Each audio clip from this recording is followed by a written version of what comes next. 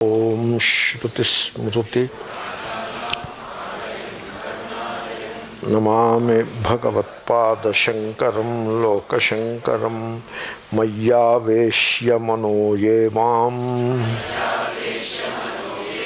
Nitya Yukta Upasate Shraddhaya Parayopetaha Te me Yukta Tamamataha. We have done that, but one expression, that Shraddha, I will briefly discuss it and move forward. But before that, a question is often asked by students, how to cultivate that love.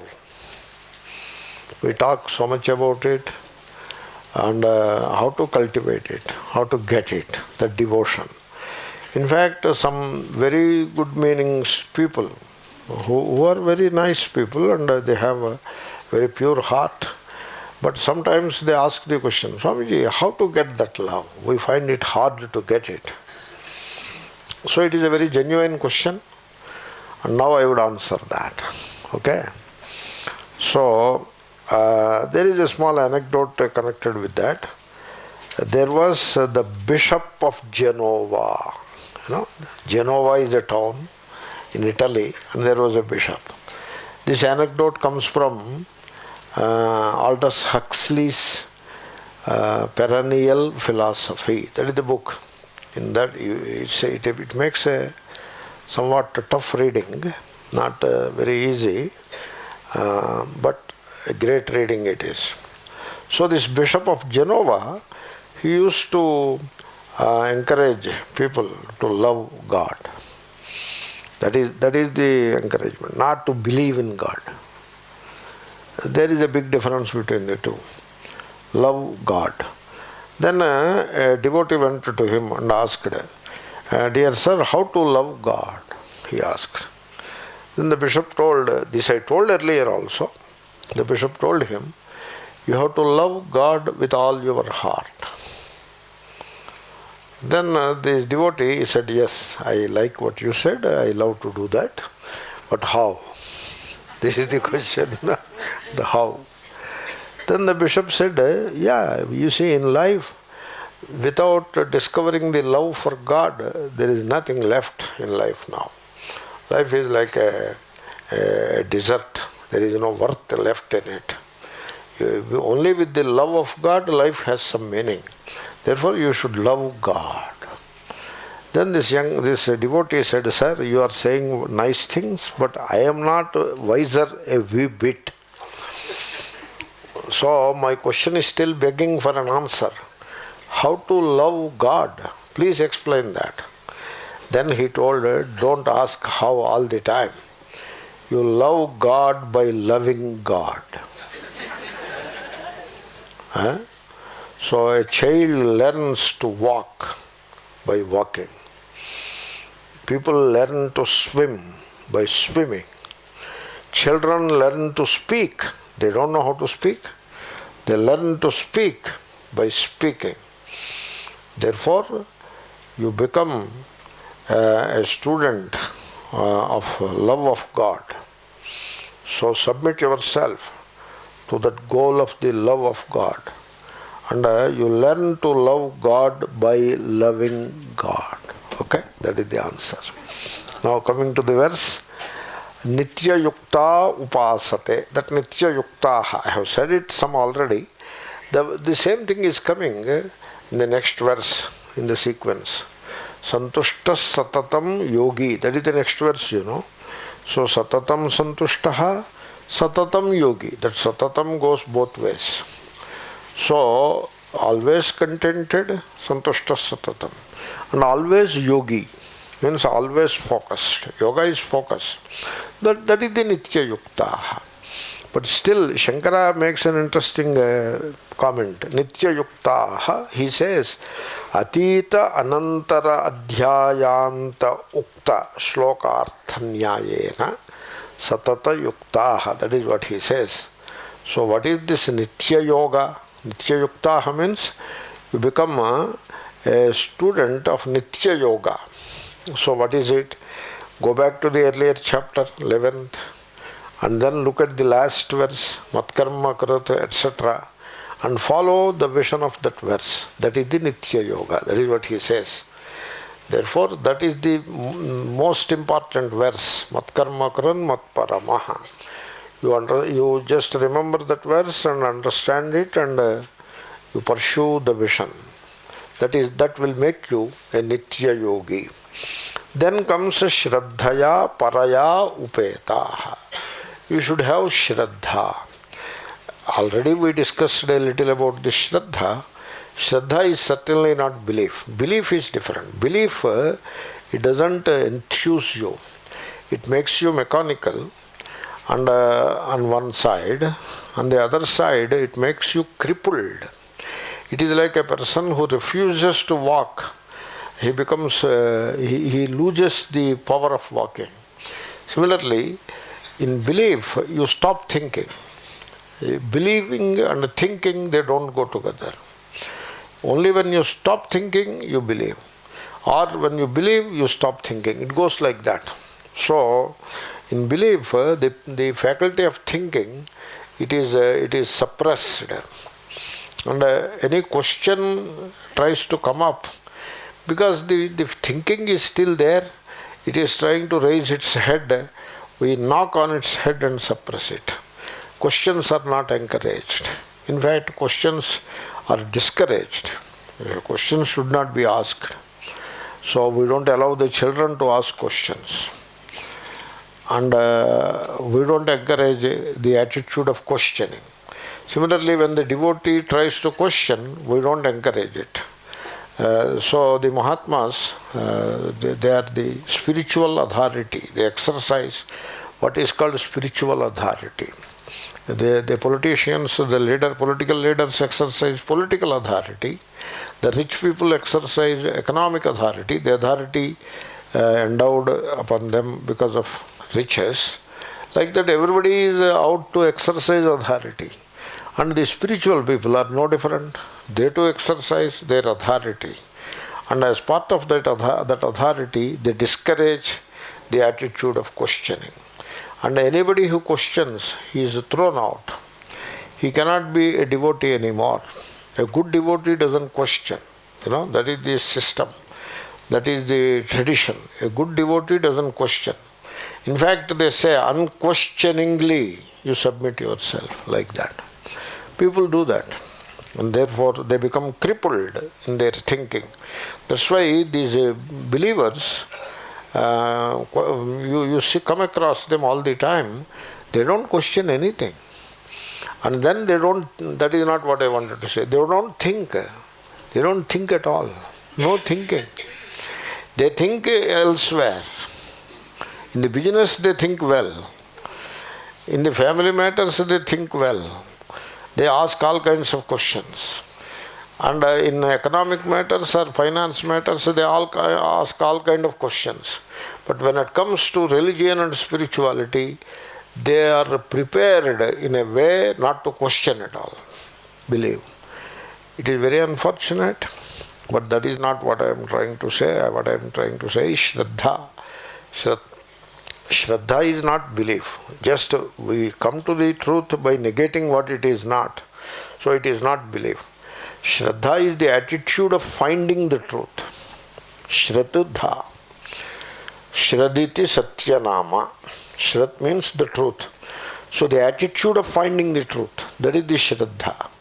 So that attitude of the mind which helps you find the truth. Now, how do you find anything? How do you go about finding anything? By keeping your mind and heart in it. So, you love the truth and you inquire into the truth. That is how you keep your heart and mind in the truth, in it.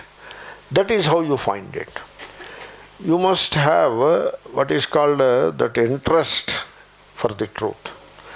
Thereby, you keep a steady remembrance of the truth.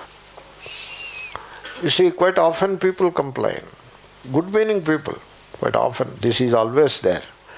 Swamiji, you say nice things and we listen to them, but when we go back to the home, it doesn't work like that. We are unable to practice that. We hear this complaint all the time. Good meaning people. I am not complaining about the complaint, but it is there. So now what I have to do? I have to answer that question. How come we are unable to maintain that enthusiasm for the truth when we go back home? How? Like that they ask.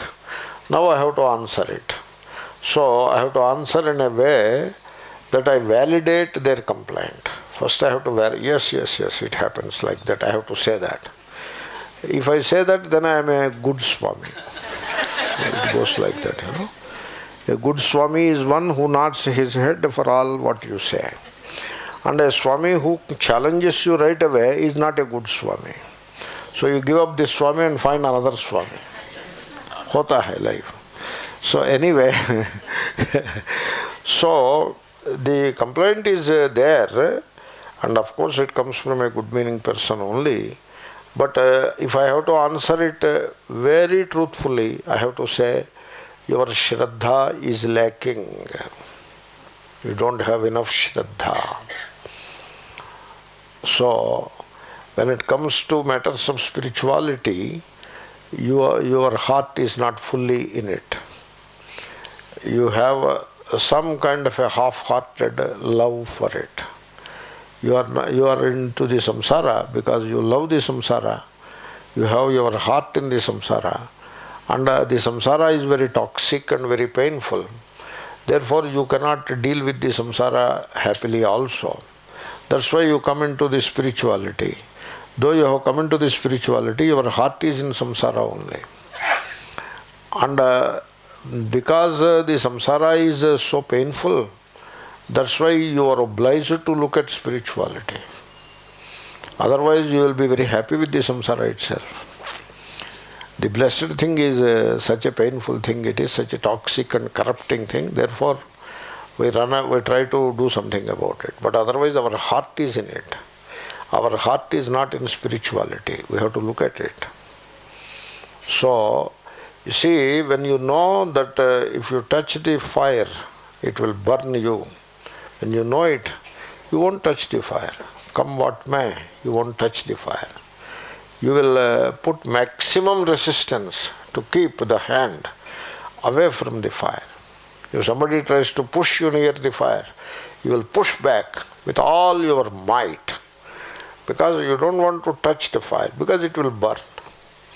When you get that kind of an attitude towards the samsara, towards craftiness, towards greed, towards jealousy, it is all fire that will burn. We don't want any part of it. So, when you have your love entirely in the truth or for the truth, then the truth is with you. It won't take time. Truth is not time bound. Truth is always with you. Therefore, this attitude of keeping the mind and heart in the truth is called Shraddha. When you have Shraddha, it will instill steady remembrance in you. You will remember always that vision. Mat karma krita, mat paramaha. You remember that always. So whatever you do, it must be worth offering to Ishvara. It must be a duty. It must be worthy of offering to Ishvara. Then only we do, otherwise we don't do. And then the goal is not anything of the world. The goal is Ishvara. You see, I had a discussion with a business person. You try to understand it correctly. There could be a small nuance in it. I asked a businessman, what is the goal? You are doing business. Doing business is karma. Good, do it. An honest profession one has to do. There is no point in giving up what you are doing and coming and sitting here. We are enough people here already.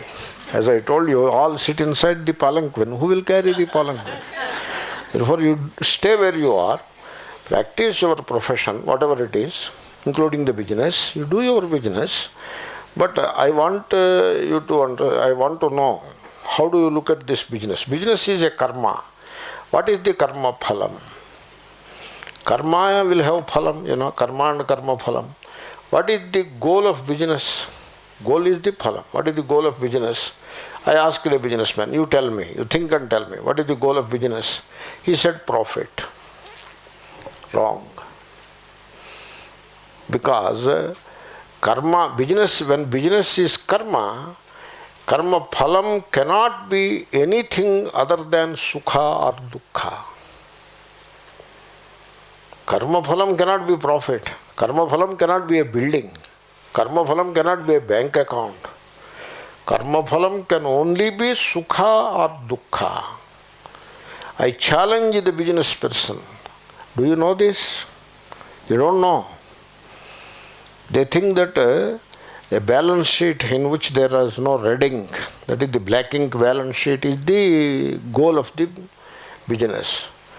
That's why they work for that. And at the end of the year, they have a balance sheet in which all figures are in black ink. There is no red ink. All figures are in black ink. And the business concludes on Friday with a black ink markings. Therefore, it is called Black Friday. You see this? Black Friday means very successful ending of the financial year, because everything ends in the weekend in America. So the business dealings of the year end on a Friday, and the Friday is a Black Friday. So he has a very good balance sheet, a lovable balance sheet, and he goes home and fights with wife and children. And dukkha. So a businessman should understand that the goal of business is not profit. Business is what? Karma. Therefore, the goal of business is karma phala. That is the goal. Karma phala cannot be profit apa. Karma phala can only be sukha or dukkha. Now, what are you getting out of this business? No, I am getting profit. Okay, you are getting profit. I know that. I can see that also. When I look at your car, I can see that. It makes a statement. So you are making profit. That is obvious. But I am asking, the karma phala do you have? People get stressed out in getting that Black Friday. In getting to that Black Friday, they are stressed out. And they build up the stress to such an extent that they become prematurely old. Means they get diabetes by 50. By 50 the person got diabetes. When it will end? Now he has to suffer for the rest of his life. And he says it is in control. It is in control means you are still holding on to it. You did not get rid of it. That is not a treatment. Keeping diabetes going, it is not a treatment. That is not how we have to treat an illness. When you treat an illness, suppose you get fever, so you go on treating it and you keep it in under wraps. Is that how you treat an illness? No. Once you get diabetes, you do something about it, treat it, it should go away within a given time period. So, but it doesn't go away. It stays with people. And then BP. And then all kinds of gastric problems, endless problems of the gastric systems, etc., etc., and tension, and then headaches, and then a struggle in the family with wife and children. Children are happy only till they grow. Once they are grown and they are independent, they are a source of suffering, source of strife, and a source of distress, the children. What a pity. So the businessman doing a good job of karma, and the karma gives him dukkha. Now what is the profit in that? So numbers are profit, but what he gets is dukkha. So karma phalam. Whatever karma you do, its phalam must be sukham, not dukkham. So this one has to understand. Therefore, Shraddha. So you have to remember, in life the goal is, whatever you do, the goal should be clean. You should have a clear understanding of goal. If you say, I am doing business and the goal of the business is Sukham, then the business, you look at business in a different way.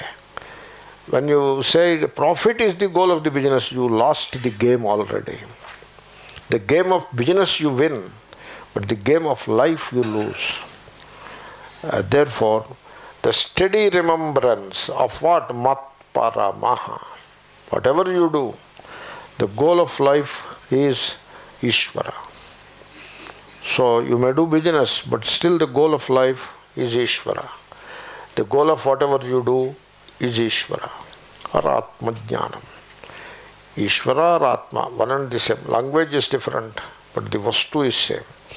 So this kind of a steady remembrance, to remember what needs to be remembered, is the secret of success. So that is Shraddha.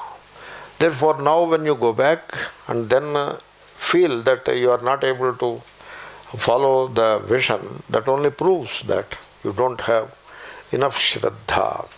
So you come to it you come to the truth through earnestness. That is what is required. You see, sometimes qualifications you may be lacking in. You may lack in qualification. Like your Sanskrit is not good enough. You lack in qualification. Suppose you have to learn Gita, you need some Sanskrit. So you lack in it. Qualification is lacking. Sometimes opportunities are lacking. So you want to study Gita, but you don't get a good opportunity. You want to learn Gita in the right way, but you don't get an opportunity. People who claim themselves to be teachers, etc., they spread misinformation. It is not easy to get a truthful teacher, not easy. They all have agenda, most of them. There are always but the exceptions. They have an agenda for you. You have an agenda for the Guru, and Guru has an agenda for you. This is called mutual exploitation. You scratch my back and I will scratch your back. The Guru psychologically depends upon the Sishyas, and the Sishyas psychologically depend upon the Guru. It is the most unfortunate situation in which what I have just now described happens. This happens all the time. In the Indian Gurudom, this is how things are mostly, except for a few of the exceptions. Therefore, the opportunities are also not easy to come. The qualifications and the opportunities. But when you have earnestness, Shraddha, then both qualifications and opportunities will come to you. That is the power of earnestness, Shraddha. So, and also in Shraddha there is another aspect. It is supremely important to be free from contradictions. This I say this all the time. People just don't have Shraddha. They come to the Vedanta class. What is Vedanta? Namarupa is unreal. That is what Vedanta is. Vedanta is metaphysics. It is not physics. In physics, Namarupa are real. Namarupa are real. That is physics. Metaphysics means you go beyond. Meta is go beyond. Then only you use the word meta. So metaphysics means a vision in which the Namarupa are not real. The truth doesn't lie in the Namarupa. That is the vision. That is the thesis. Such a thesis is called metaphysics. Now Vedanta is metaphysics. You come to Vedanta, and not only come to Vedanta, you claim you are a student of Vedanta. You make a claim, you know. If you don't make a claim, I don't disturb you. But you make a claim, I am a Vedanta student. Very arrogantly, we are students of Vedanta. And then they stop saying students of Vedanta. They stop saying, Arey, you have to be a student till the last breath. They stop saying this, I am a student of Vedanta. They say, very arrogantly for a while, and then they stop saying it. Not a student of Vedanta anymore. If somebody is saying something about Vedanta, no, Vedanta he is saying, we don't care, we go this way. Why? Because we are not students anymore, we are teachers now. This is how people are. Okay, you are so self-proclaimed student of Vedanta and teacher of Vedanta. What is your attitude towards Namarupa?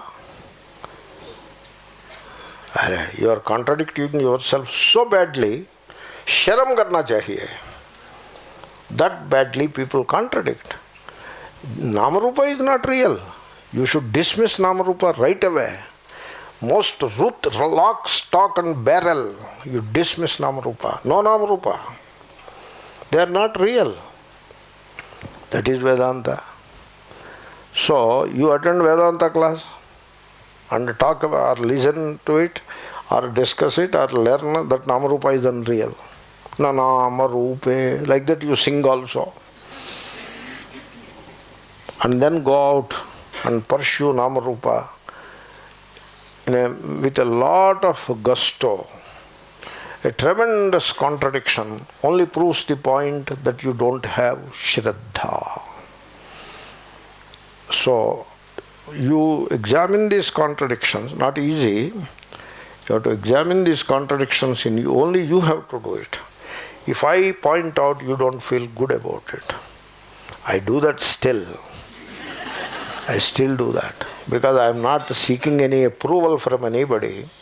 I just come like a whiff of wind and go the same way.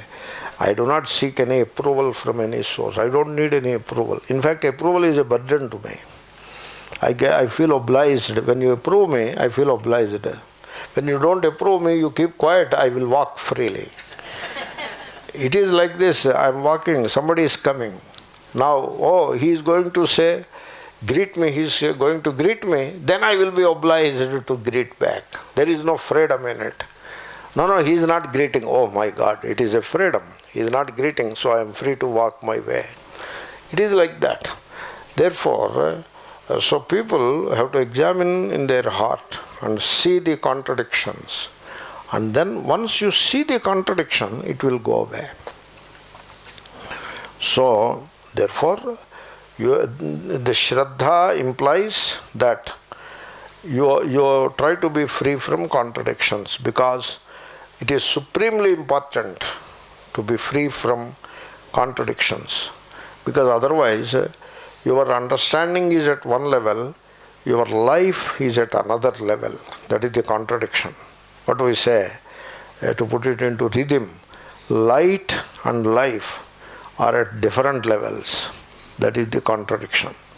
So it should not be like that. If you have Shraddha, light and life will be at the same level.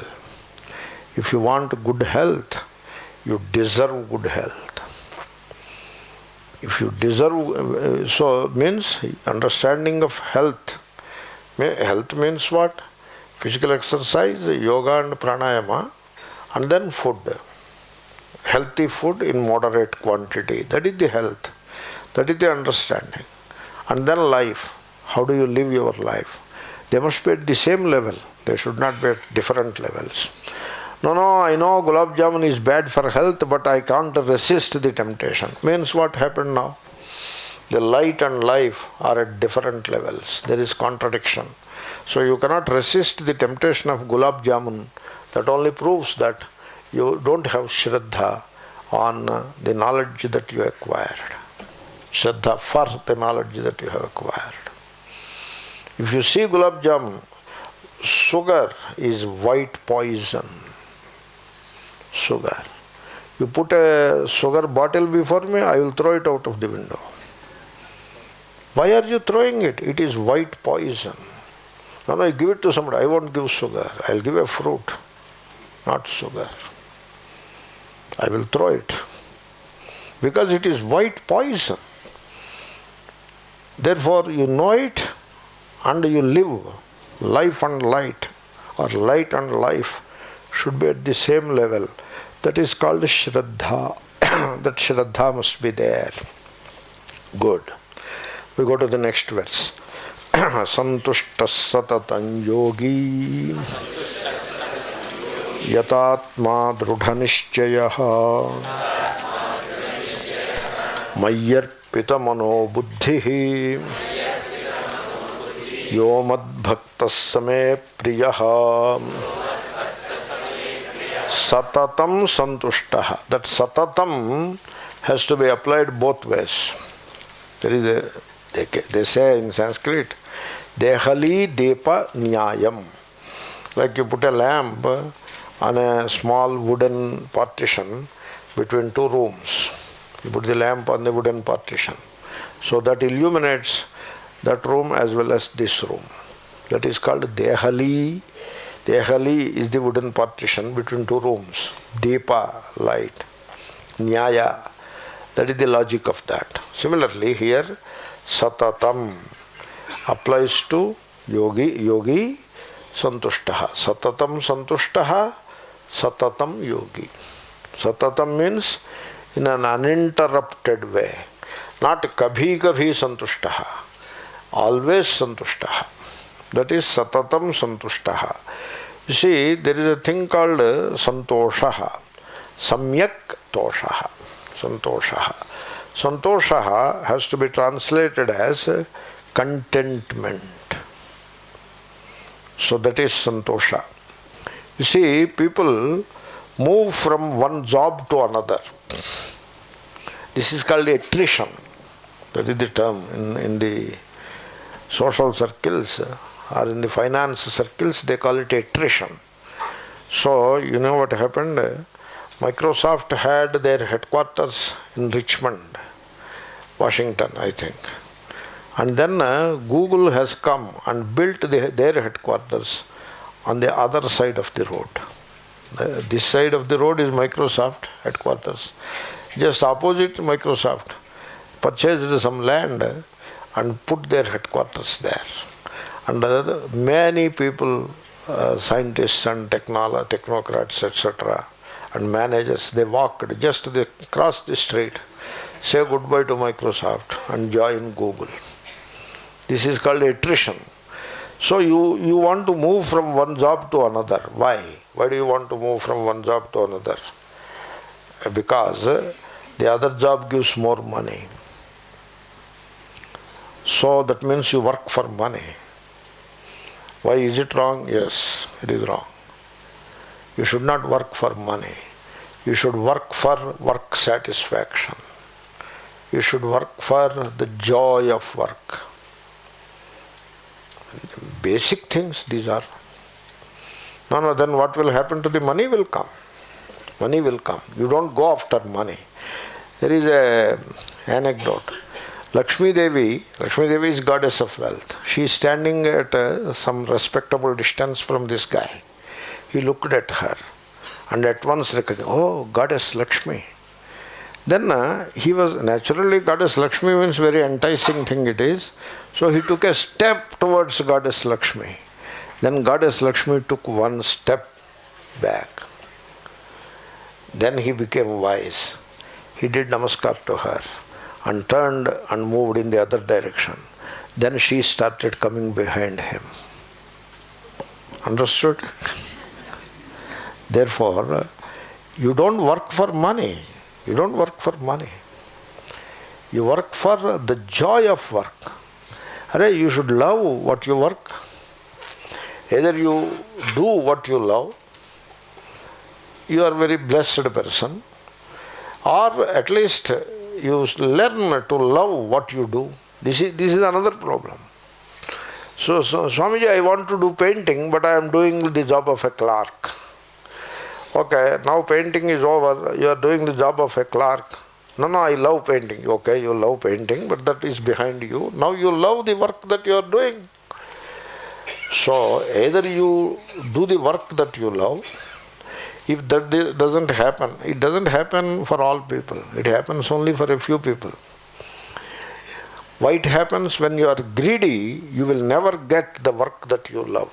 Because you are seeking money, and therefore you get whatever work comes your way, you will take it.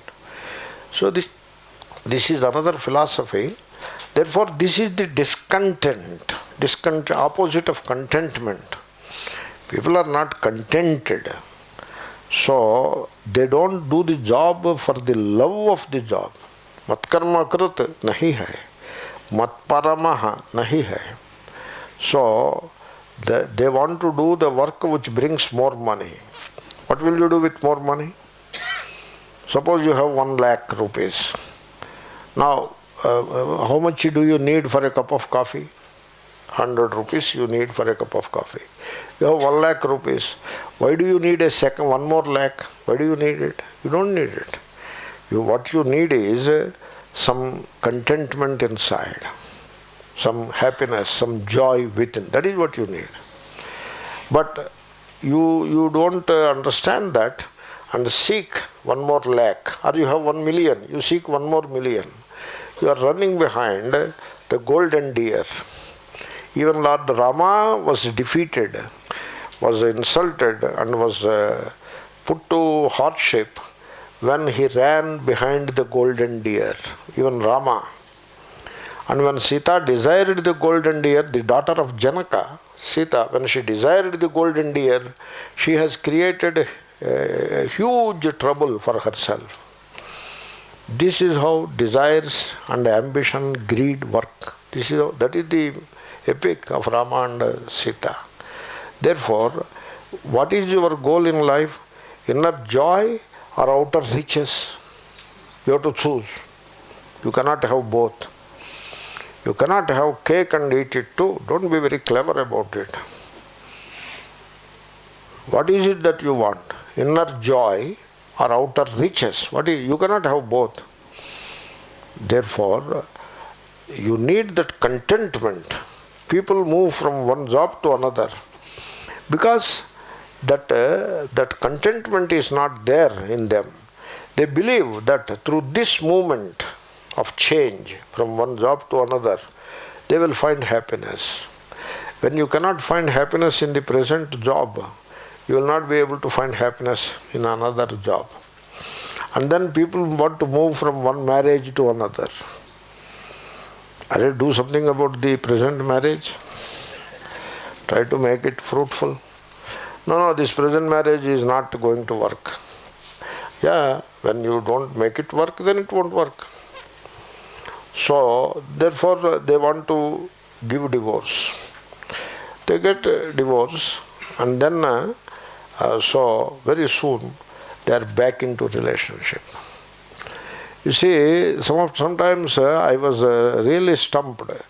One gentleman, he was a businessman, suddenly he appeared in my Gita class. I was surprised, but very pleasantly surprised. Good that he has come to a class. He searched for the class and came. Good. Then he met me and told me, Swamiji, my marriage has ended. He is a middle-aged person. So it is already ended. Therefore, now what is there to... the milk is already spilled. So what is there to talk about it? So I said, okay, what happened, happened. Now you don't regret about it. Don't feel sorry and all that. Throw away all that toxicity from your mind. Be loving towards all. And become free from those bondages. And sit and study Vedanta. Classes he has a profession. You continue your profession and study Gita. Gita will help you. Please do that. Then I forgot about the whole thing. And then I noticed that he is not to be seen in the class after a while. It's okay, he got some other work. Everybody did not come and sit in my class. So I forgot the whole thing. Then suddenly I was walking somewhere and I found this guy going on a scooter and another lady sitting behind him. Now I know why he stopped coming to the Vedanta class. Then he met me after some time. Now he met me along with his wife, another wife. So I blessed them. This is what people are. They want to move from one marriage to another marriage. Why? Because they don't have contentment. They are greedy, They think that moving from this marriage to that marriage will make me happy. That is how they think. It will not make anybody happy like that. When you cannot make one marriage work, your second marriage is, you are very uncertain about it. So one has to think about it. So then they move from one ideology or religious ideology to another. So they do that, from one guru to another, from one ritual to another. That ritual did not work, therefore this ritual. So Navagrahas did not work, maybe Vastu will work. Vastu also did not work, maybe numerology will work. Numerology did not work, maybe spelling corrections name, some name must be there, you change the spelling. So maybe by changing the spelling of the name it will work. Very greedy. Greedy and muddle-headed, outright muddle-headed, no thinking at all. No thinking. The brain cells stopped functioning at all. That is, and then greedy. Now a very deadly combination, I tell you. This is how people are. They will be shifting from one belief to another belief to another belief. I'm stunned one day. A gentleman caught me while going up. I was going by the lift. Generally I don't go by the lift. That day I was not a bit unwell. So I entered into the lift. And he also entered into the lift. Then we were going up. Then he told, Swamiji, I want to attend your class. Please come. You see, let me say something about me. Okay. So I have worshipped Baba, that Shirdi Baba, for 2 years. Good. Then I worshipped Venkateswara Swami for 2 years. Now, you see this? So this is fragmentary thinking. So this is one worship, that is a different worship. I did not find the fulfillment in either of them. Okay, now before I choose the third, I want your advice. Really? Sometimes when I say this, all the people laugh at it, but this is not a joke. This is the fact of life. That is how people are. Now, people can be so badly, no brain at all. People can be so foolish. Yes. That is how people are. Because there is no contentment. They have to move from one to the another. So, contentment is something entirely different. It is not this kind of movement. The contentment comes into being only when you are yourself as you are, without any desire to change. That is how the contentment comes into being. So, when I am repeating, when you are happy the way you are yourself. You just be yourself without any desire to change. Because Atma is changeless. So any desire to change is the very antithesis of what you are. That's why it doesn't work. That's why you fail all the time.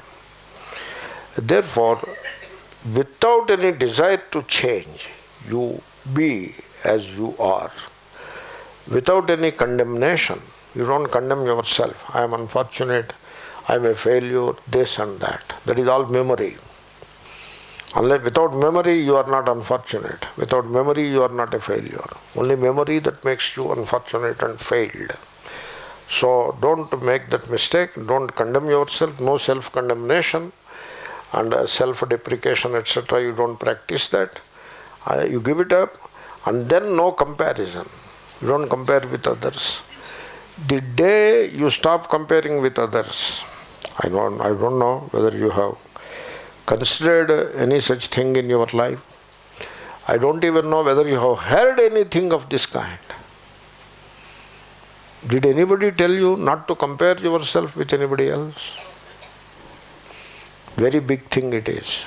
The day you stop comparing yourself with anybody else, you don't compare.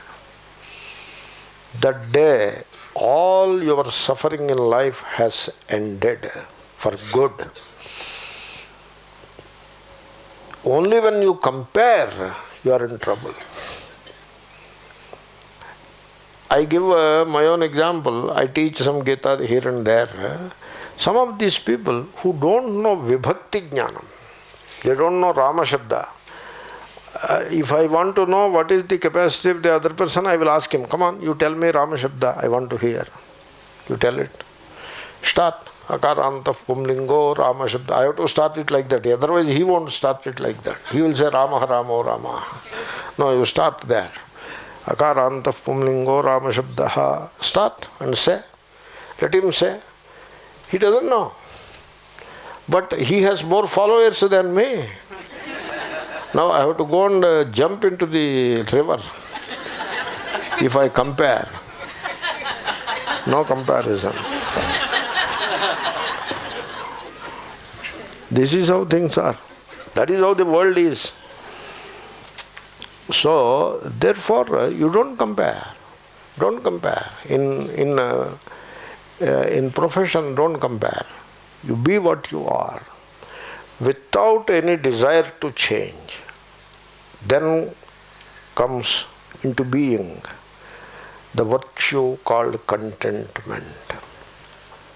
When the mind is no longer comparing, and it is not judging, it is not condemning, such a mind is capable of seeing what is from moment to moment. Capable of seeing what is. And in that perception, in that very perception, in seeing what is, there is the eternal, there is the divinity. Therefore, santushtas satatam. Satatam yogi. So, you see, you have to be a yogi in life. Tasmad yogi bhavarjuna. Yogi means yoga is jnanam. Not some sectarian yoga. It is jnanam. Therefore, you be a yogi in life. So, somebody asks me, Swamiji, I am a businessman. What is your advice to me in the context of Vedanta? I say, my answer would be, I don't have any advice for a businessman. And I am sorry that you are still a businessman even while sitting in the class. You go home and you are having a dinner with your wife and children. Are you a businessman there? You are not. You meet with your friends and enjoy the company of the friends. Are you a businessman? You are not. Why are you a businessman in the Vedanta class? Most unfortunate. And why are you a businessman without fail in the temple? A businessman goes to the temple, he is 100% businessman in the temple. He goes to his business, he may be partly businessman and partly something else. But in the temple, he is 100% businessman, pakka businessman. So he worships to get something in return, like mercantile devotion. And he worships God for the upliftment of his business. He doesn't worship God for his own upliftment. Asatoma Sadgamaya, he is not interested.